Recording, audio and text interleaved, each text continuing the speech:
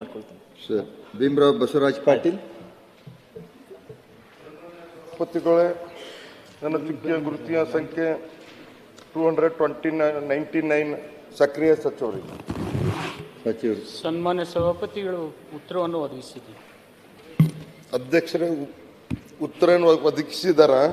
ಆದರೆ ಏನಾಗ್ತಾ ಇದೆ, ಸುಮಾರು ಒಂದು 25,000 ನಮ್ಮ BSSK ಶುಗರ್ ಫ್ಯಾಕ್ಟ್ರಿ ಏನು ಇಡೀ ಬೀದರ್ ಜಿಲ್ಲೆಯಲ್ಲಿ ಮೊಟ್ಟ ಮೊದಲಿಗೆ ಯಾವುದಾದ್ರೂ ಒಂದು ಶುಗರ್ ಫ್ಯಾಕ್ಟ್ರಿ ಇತ್ತಪ್ಪ ಅಂದ್ರೆ ಅದು ನಮ್ಮ ಹುಮ್ನಾಬಾದ್ ತಾಲೂಕಿನ BSSK ಫ್ಯಾಕ್ಟ್ರಿ ಇತ್ತು. ಅದ್ರ ಸುಮಾರು ಒಂದು 25,000 ಅದು ರೈತರು ಅದ್ರದ್ದು ಶೇರ್ ಹೋಲ್ಡರ್ ಇದ್ದಾರೆ. ಅದ್ರ ಕಡೆಯಿಂದ ನಾನು ಹೇಳ್ತಾ ಇರೋದು ಒಂದೇ ಒಂದು ಮಂತ್ರಿಗಳಿಗೆ, ಯಾಕಂದರೆ ನಾರ್ತ್ ಕರ್ನಾಟಕ ಯಾವಾಗೂ ಬೆಳಗಾವಿ ಅಧಿವೇಶನದಾಗ ಆಗಿದೆ, ಬೆಂಗಳೂರು ಅಧಿವೇಶನದಾಗ ಆಗಿದೆ. ಸುಮಾರು ಸಲ CM ಅವ್ರ ಜೊತೆ ನಮ್ಮ ಇನ್ಚಾರ್ಜ್ ಮಂತ್ರಿ, ಸಕ್ರಿಯ ಮಂತ್ರಿ ಮತ್ತು ಅಲ್ಲಿದ್ದಂಥ ಎಲ್ಲ MLA ಅವರು MLC ಅವ್ರ ಜೊತೆ ಲಾಸ್ಟ್ ಟೈಮ್ ಬೆಂಗಳೂರದಲ್ಲೂ ಸೆಷನ್ಗಿಂತ ಮುಂಚೆ ಮೀಟಿಂಗ್ ಇಕ್ಕಿದ್ರು. ಆ ಮೀಟಿಂಗ್ದಲ್ಲೂ ಏನೂ ಆಗಿಲ್ಲ. ಸುಮಾರು ನಾನು ಅನಿಸುಮಟ್ಟಿಗೆ 1969ನಲ್ಲಿ ಇದು ಶುಗರ್ ಫ್ಯಾಕ್ಟ್ರಿ ಪ್ರಾರಂಭ ಆಗಿತ್ತು. ಈಗ ಒಂದು 4 ವರ್ಷ ಆಗಿದೆ ಒಂದು ಫ್ಯಾಕ್ಟ್ರಿ ಬಂದಾಗಿದೆ. ದಯಮಾಡಿ ಈಗೇನು NCDCಗೆ ಏನು ನೀವೇನು 5ರಿಂದ 6 ಫ್ಯಾಕ್ಟ್ರಿ ಏನು ಕೊಟ್ಟು ಕಳಿಸಿದ್ರಿ ಸೆಂಟ್ರಲ್ ಗೌರ್ಮೆಂಟ್ಗೆ, ಅದು ಏನಾಗಿದೆ ಮಾಹಿತಿ ಅದು ಬಂದಿದೆ ನನ್ನ ಹತ್ರ. ಮಗರ ಮಂತ್ರಿಗಳೇ, ನಮ್ಮದೊಂದು ಇದು ಇದೆ, ನೀವು ಯಾವುದೇ ಇದಕ್ಕಾಗಿ ಅಥವಾ ತಾವು ಲೀಸ್ ಆದರೂ ಕೊಟ್ಟು ನಮ್ಮ ಫ್ಯಾಕ್ಟ್ರಿ ನಮ್ಮ ರೈತರಿಗೆ ಅನುಕೂಲ ಮಾಡಿಕೊಟ್ರಂದ್ರೆ ನಮ್ಗೆ ಒಳ್ಳೇದಾಗ್ತದೆ. ಯಾಕಂದ್ರೆ ನಮ್ಮ ಬೀದರ್ ಜಿಲ್ಲೆಯಲ್ಲಿ ಮೇನ್ ರೈತರದ್ದು ಏನಪ್ಪ ಅಂದ್ರೆ ಶುಗರ್ ಕೇನೆ ನಮ್ಮದು ಜಾಸ್ತಿ ಬೆಳೆಸ್ತಾರೆ ಎಲ್ಲ ರೈತರು. ಅದಕ್ಕೆ ದಯಮಾಡಿ ಮಂತ್ರಿಗಳೇ, ನಾನು ಸುಮಾರು ಸಲ ನೀವು ಪರ್ಸ್ನಲ್ಲು ಭೇಟಿಯಾಗಿದ್ದೀನಿ ಬಂದು, ಮತ್ತು ಆಮೇಲೆ ತಮ್ಮ ಆಫೀಸ್ನಲ್ಲೂ ತಾವು ಇನ್ಚಾರ್ಜ್ ಮಂತ್ರಿಗಳು ಮತ್ತು ಎಲ್ಲರೂ ಕಲ್ತು ಮೀಟಿಂಗ್ ಮಾಡಿದ್ದು ಲಾಸ್ಟ್ ಬೆಂಗಳೂರು ಅಧಿವೇಶನದಲ್ಲೂ. ದಯಮಾಡೋದಕ್ಕೆ ಯಾವುದೇ ರೀತಿಯಲ್ಲಿ ಮುಂದೆ ಬರೋಂಥ ದಿನದಾಗ ನಮ್ಮ ರೈತರಿಗೆ, ಬೀದರ್ ಜಿಲ್ಲೆ ರೈತರಿಗೂ ಅನುಕೂಲ ಮಾಡಿಕೊಡ್ತೀರಿ ಅಂತ ನಾನು ನಿಮ್ಮ ಮ್ಯಾಗ ವಿಶ್ವಾಸ ಸಿಕ್ಕಿ ಬಾರ್ ಕೇಳ್ತಾ ಇದ್ದೀನಿ ಮಂತ್ರಿಗಳೇ. ಜರ ಲೀಸ್ದ್ರ ಯಾರಿಗಾದ್ರೂ ಕೊಟ್ಟು ಈಗ ಆಲ್ರೆಡಿ ಕೊಟ್ಟಿದ್ದೀರ 1 ಫ್ಯಾಕ್ಟ್ರಿ 2 ಫ್ಯಾಕ್ಟ್ರಿ ಲೀಸ್ನಲ್ಲಿ ಕೊಟ್ಟು ಫ್ಯಾಕ್ಟ್ರಿ ಚಾಲನೆ ಮಾಡಿರಿ. ಅದೇ ರೀತಿ ನೀವು ಇದನ್ನು ಫ್ಯಾಕ್ಟ್ರಿ ಚಾಲನೆ ಮಾಡಬೇಕಂತ ಹೇಳಿ ನಿಮ್ಮ ಹತ್ರ ಮನವಿ ಮಾಡ್ತೀನಿ ಮಂತ್ರಿಗಳೇ. ಸಚಿವರು. ಸನ್ಮಾನ್ಯ ಸಭಾಪತಿಗಳೇ, ಭೀಮರಾವ್ ಪಾಟೀಲ್ ಹೇಳಿದಾಗೆ ಸರ್ಕಾರ ಎಲ್ಲ ರೀತಿ ಪ್ರಯತ್ನವನ್ನು ಕಳೆದ 2 ವರ್ಷದಲ್ಲಿ ನಾವು ಮಾಡ್ತಾ ಇದ್ದೀವಿ. ಅವರು ಮೊದಲೇ ಬಾರಿಗೆ ಹೇಳಿದಾಗ ನಾವು ಇದನ್ನು ಪುನಶ್ಚೇತನ ಮಾಡಬೇಕು ಅಂಥೇಳಿ ಎಲ್ಲ ರೋಟಿ ಬೇಸಿಸ್ ಮೇಲೆ 2022ರಲ್ಲೇ ಒಂದು ಪ್ರಕ್ರಿಯೆ ಪ್ರಾರಂಭ ಆಗ್ತದೆ. 23ರಲ್ಲಿ ನಾವು ಟೆಂಡರ್ ಕರೆದ ಮೇಲೆ ಯಾರೂ ಕೂಡ ಭಾಗವಹಿಸೋದಿಲ್ಲ.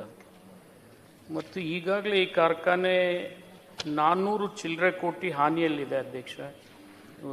ಇದನ್ನು ಪುನಶ್ಚೇತನ ಮಾಡಬೇಕಂತೇಳಿ ಮೊನ್ನೆ ಕೇಂದ್ರ ಸರ್ಕಾರದ NCDCಯಿಂದ ಕೂಡ ಒಂದು ಪ್ರಯತ್ನ ನಾವು ಮಾಡಿದ್ವಿ. NCDCದವರು ಇತ್ತೀಚೆಗೆ ಒಂದು ನೀತಿಯನ್ನು ಅಳವಡಿಸ್ಕೊಂಡಿದ್ದಾರೆ. ವೈಯಕ್ತಿಕವಾಗಿ ಹಾನಿಯಲ್ಲಿರ್ತಕ್ಕಂಥ ಯಾವುದೇ ಕಾರ್ಖಾನೆಗಳಿಗೆ ಸಾಲ ಕೊಡ್ತಕ್ಕಂಥ ವ್ಯವಸ್ಥೆ ಇಲ್ಲ. ಸರ್ಕಾರ ಖಾತ್ರಿ ಕೊಟ್ಟರೆ ಮಾತ್ರ ಆ ಕಾರ್ಖಾನೆಗಳಿಗೆ ಸಾಲ ಕೊಡ್ತಕ್ಕಂಥ ವ್ಯವಸ್ಥೆಯನ್ನು ಮಾಡಿದ್ದಾರೆ.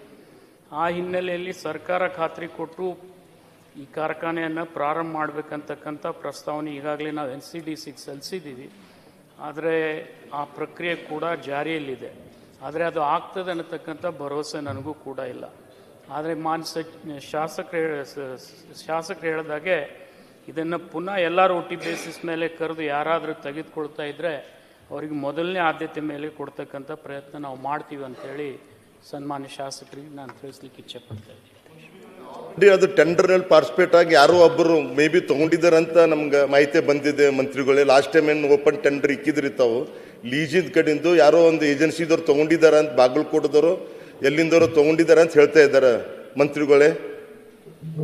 ಅಧ್ಯಕ್ಷರೇ, ಏನಾಯ್ತು ಇದ್ರ ಮಧ್ಯೆ ಈ ಕಾರ್ಖಾನೆಗೆ ಬೀದರ್ DCC ಬ್ಯಾಂಕ್ ಕೂಡ ಸಾಲ ಕೊಟ್ಟಿದ್ರು.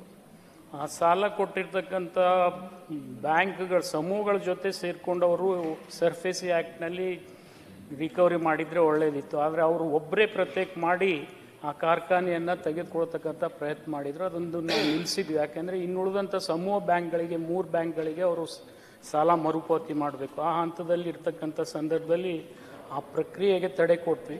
ಆ ಸಂದರ್ಭದಲ್ಲಿ ಅವ್ರು ಹೇಳಿದಾಗೆ ನಾವು ಎಲ್ಲ ರೋಟಿ ಬೇಸಿಸ್ ಮೇಲೆ ಕರೆದಾಗ ಕೆಲವೊಬ್ಬರು ಪಾರ್ಟಿಸಿಪೇಟ್ ಮಾಡಬೇಕಂತಕ್ಕಂಥ ಆಸೆ ವ್ಯಕ್ತಪಡಿಸಿದ್ರು. ಈ NCDC ಇಶ್ಯೂ ಮಧ್ಯೆ ಬಂದಿರೋದ್ರಿಂದ ಅದು ನಿಂತಿದೆ. ಅದನ್ನು ಪುನಃ ಪರಿಶೀಲನೆ ಮಾಡಿ ನಾನು ಎಲ್ಲ ರೋಟಿ ಬೇಸಿಸ್ ಮೇಲೆ ಯಾರಾದರೂ ತೆಗೆದುಕೊಳ್ತಿದ್ರೆ ಖಂಡಿತ ಕೊಡಿಸ್ತಕ್ಕಂಥ ಪ್ರಯತ್ನ ನಾನು ಮಾಡ್ತೀನಿ. SL ಭೋಜೇಗೌಡ.